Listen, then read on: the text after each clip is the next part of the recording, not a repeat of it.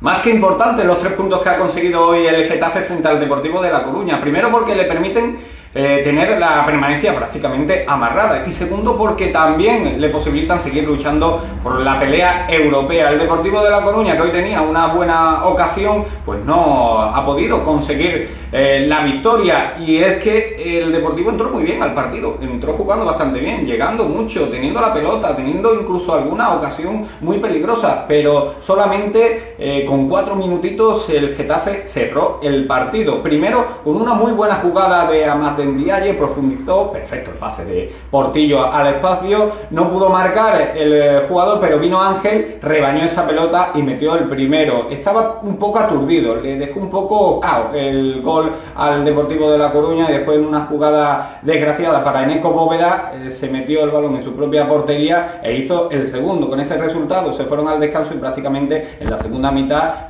no hizo falta nada más, porque el Deportivo atacaba más con corazón que con cabeza, y el Getafe simplemente se limitaba a lanzar contras una y otra vez, y en una de ellas pues Jorge Molina cerró el partido en lo que viene siendo un encuentro muy desgraciado para Eneco Bóveda, porque también participó en ese tercer gol, le dejó la pelota muy cortita a Rubén, vino Jorge Molina, le picó una excelente jugada del de Alcoy, le picó la pelota por encima a Rubén y marcó el tercero. Como decimos, 3 puntos muy importantes para el Getafe, que se queda con 36.